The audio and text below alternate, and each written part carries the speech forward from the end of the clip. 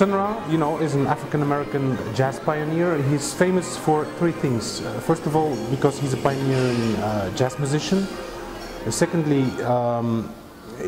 he was sure that he came from space. He was at one point, according to his personal philosophy, he was abducted by aliens and brought to planet Saturn.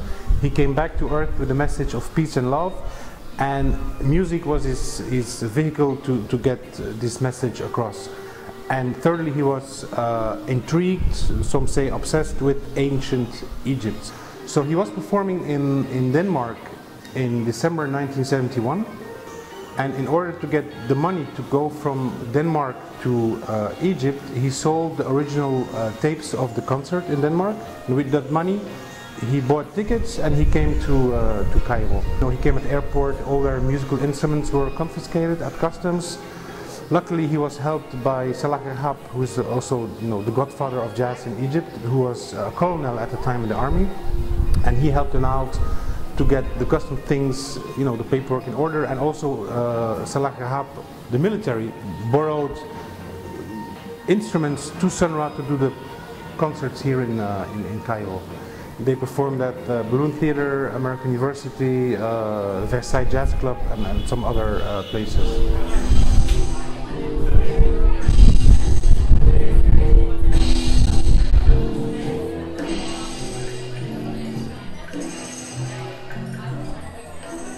For the project itself, you know, trying to translate all the research material into contemporary art, the idea was that, you know, when Sun Ra came to Egypt in 1971, he was at the height of his fame. He was on the cover of Rolling Stone magazine. He was a visiting professor at the University in California, so he was really famous.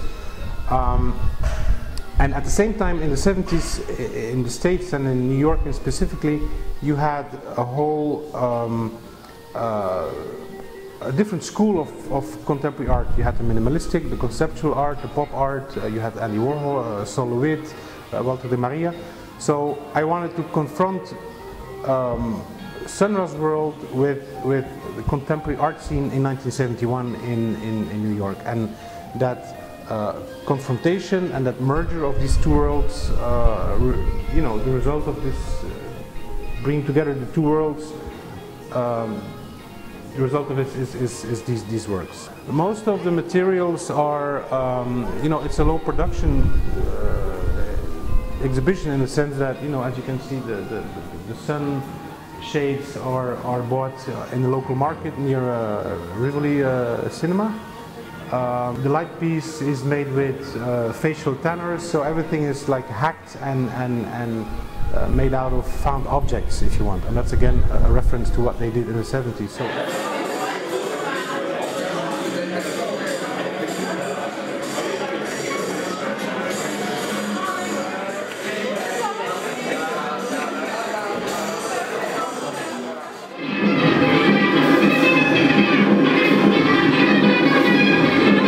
From the beginning, we thought the opening should be something special. You know, we should have a concert and try to invite Egyptian jazz people to interpret some of Sun Ra's music. So we started looking for musicians. We started with Maurice Luca, and initially he was going to perform on his own, but he said, you know, this is a fantastic project. I'm going to try to get other people into the gig, and he invited, you know, his friends, Alan Bishop, and it came to a fantastic concert of, you know, 7 magnificent musicians.